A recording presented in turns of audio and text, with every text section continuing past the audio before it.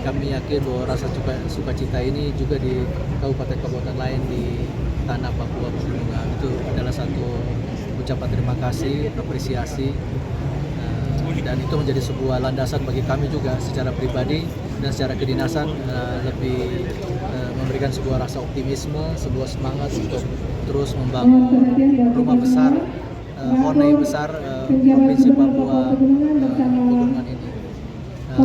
Yang kedua, kami yakin bahwa kita bisa bersama-sama sesuai dengan tagline kita ya, maju bersama untuk kemajuan Papua Pegunungan. Kita ingin bahwa sebagai sebuah provinsi yang baru, ini adalah provinsi baru, sama seperti seorang bayi itu baru lahir, baru 1 tahun 5 hari.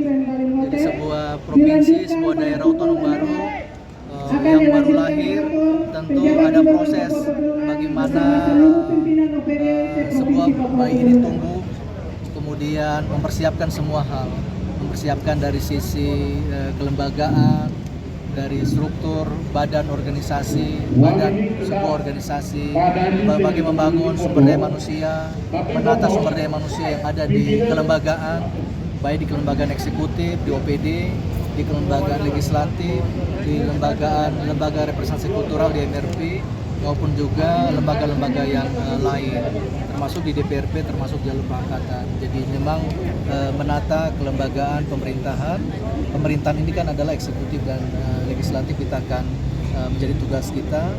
Kemudian juga yang kedua tentu mempersiapkan proses pelayanan pembangunan. Tanda daripada proses pelayanan pembangunan itu adalah hadirnya sentra sarana prasarana pemerintahan baru, yaitu kantor gubernur, kantor DPRD, MRT, dan prasarana-prasarana yang lain. Itu adalah tanda kehadiran negara di provinsi ini, sehingga kami akan ada melaksanakan beberapa hal, menyelesaikan beberapa dokumen perencanaan, menyiapkan kerangka besaran pembiayaan tahun ini, tahun depan, tahun 2025 atau 5 tahun ke depan. Kemudian juga mulai proses pengisian sumber daya manusia, itu menjadi tugas pokok di awal transisi. Ya, terakhir adalah tentu kehadiran sebuah provinsi baru, rumah baru kita Papua Pegunungan ini adalah makna untuk redistribusi pembangunan, supaya pembangunan bisa merata, tidak hanya di tanah Papua 6 rumah baru ini, tetapi ada distribusi pembangunan yang merata di 8 kabupaten yang ada di tanah Papua Pegunungan. Kami yakin bahwa para bupati telah memiliki rekam jejak, telah melakukan pelayanan, dan kami yakin banyak cerita-cerita yang berhasil dari setiap bupati memiliki terobosan, inovasi kebijakan yang nanti kita akan bahas. Ada hal yang kita akan lanjutkan, ada hal yang harus kita tingkatkan, dan masing-masing kabupaten memiliki kompetisi keunggulan sendiri di tanah Papua Pegunungan ini. Bapak izin terkait dengan raker para bupati sementara, apakah yang menjadi fokus salah satu terkait dengan NPAD, Pak? Ya, itu tentu salah satu, karena itu menjadi bagian di dalam persiapan kelembagaan pemerintahan yang hadir dengan DPRP, baik di provinsi maupun di kabupaten.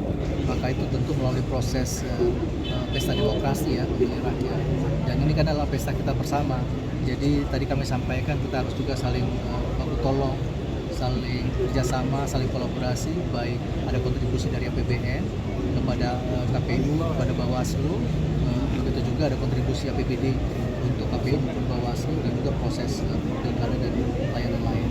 Dan terakhir kami yakin masyarakat Papua Pegunungan yang begitu tinggi peradabannya dalam sejarah panjang leluhur di Papua Pegunungan, kami terus akan melanjutkan memberikan penghormatan terhadap lembaga masyarakat adat yang dalam hal ini LMA, dan juga tokoh-tokoh adat untuk kita bahu baik dari masyarakat adat dengan seluruh jaringannya, dan juga tentu berbagai simbol-simbol sosial yang lain, supaya kita semua baku tolong untuk membangun rumah baru kita ini. Terima kasih, Bapak.